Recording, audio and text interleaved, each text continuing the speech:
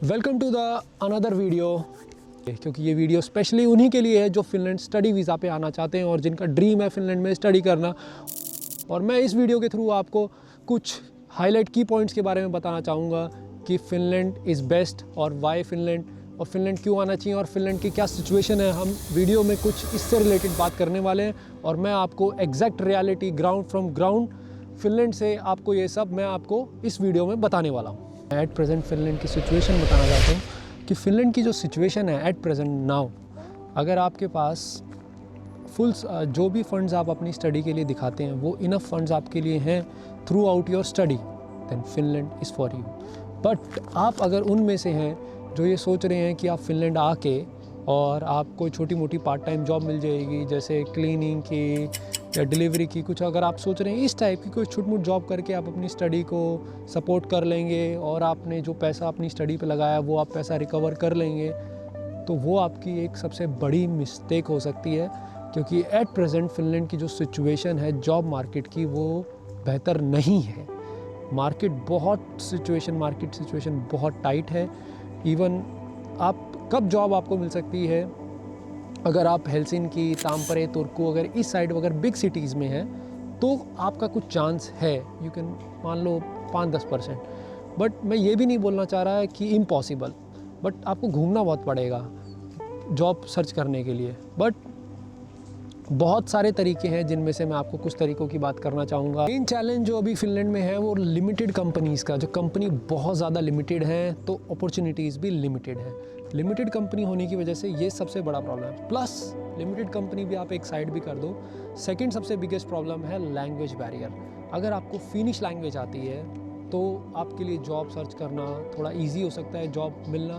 क्योंकि इधर अगर आपको एक क्लीनिंग की अगर जॉब भी करनी है ना तो उसके लिए भी ये फिनिश मांगते हैं। अगर आपको झाड़ू पोछा मारने की भी जॉब करनी है ना, लो से लो भी, तो उसके लिए भी ये बोलते हैं कि you know Finnish language then you come. Otherwise if you say पुहत को इंग्लांतिया, you say I can speak only English, then they say sorry we can not take you because you speak only English, we need a Finnish candidate. तो ये भी एक सबसे बड़ा barrier है। जॉब ऑप्शंस हैं स्टूडेंट्स के लिए कुछ जॉब ऑप्शन हैं, जैसे आप डिलीवरी का काम कर सकते हैं, फूडोरा या वोल्ट पे सब्स्टिट्यूट अकाउंट्स मिल जाते हैं, आप उनके थ्रू भी काम कर सकते हैं। उन पे सब्स्टिट्यूट बन के, क्योंकि कुछ अकाउंट्स की सेटिंग हो जाती है जो अकाउंट लोग बेचते हैं ग्रुप्स पे, तो किसी को वो मिल जाते हैं तो उस पर भी काम हो जाता है। बट उसमें भी एक कंडीशन है, आप हफ्ते के 30 घंटे से ज़्यादा काम नहीं कर सकते हैं, तो आपके पास लिमिटेड आवर्स हैं काम करने के भी। तो अगर आप ये सोच रहे हैं कि आपके पास कि आप कैसे भी ना कैसे करके आप फिनलैंड आ जाते हैं और आप छूट मूट करके कमा लेंगे पैसा, तो ये बहुत बड़ी मिस्टेक हो सकती है, ये आपका बहुत गलत डिसीजन हो सकता है। क्योंकि जो एजेंट्स अभी इंडिया, पाकिस्तान और नेपाल में बैठे हैं वो लोगों को बोल रहे हैं कि Finland is very easy, Finland study is very easy. But मैं बहुत सारे स्टूडेंट से मिल चुका हूँ, मैं बहुत सारे लोगों से मिल चुका हूँ जिनकी स्टडी कंप्लीट हो चुकी है या जो अभी रिसेंटली आए हैं 6 मंथ्स में।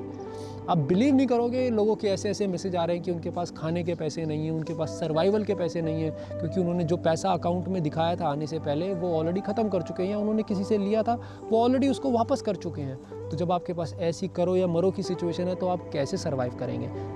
फिनलैंड अभी अगर स्टूडेंट्स के लिए बहुत हार्ड हो गया है। थर्ड बिग चैलेंजेस जो फिनलैंड अभी स्कॉलरशिप देता था, जैसे आप फर्स्ट ईयर में तो आप पूरी फीस भरते थे कुछ, या फिर अर्ली बर्ड एडमिशन पे आपको 10% 20% का डिस्काउंट मिल जाता था, वो भी बंद हो चुका है। प्लस आपके सेकंड ईयर में अगर आप ग्रेजुएशन करने आते हैं तो स्कॉलरशिप इन्होंने बंद कर दी, और दे भी रहे हैं तो बहुत नॉमिनल 5-10%, जिससे आपका कुछ होगा नहीं। और जो मिनिमम फ़ीस अभी फिनलैंड में 1 साल की है जो है 10 से 12 हज़ार यूरो, मतलब इंडिया के हिसाब से 10 से 12 लाख, एक ह्यूज अमाउंट ऑफ मनी। अगर आप ग्रेजुएशन करते हैं तो उधर कॉलेज की फ़ीस 25 से 30 लाख रुपए हो जाती है ग्रेजुएशन की, जिसमें आपका खाना पीने का खर्चा तो इंक्लूड ही नहीं है।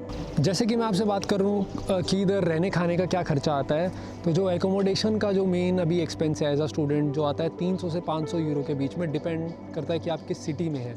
बट ये एक बेसिक एक्सपेंस है, 300 से 500 यूरो एक कॉमन है इधर खर्चा पर मंथ का आपका, सिर्फ एकोमोडेशन का। अगर आप चाहे उसमें आप स्टूडेंट एकोमोडेशन लें या किसी के साथ शेयर्ड अपार्टमेंट लें तो इतना खर्चा आपका आएगा। बात करते हैं नेक्स्ट फूड की।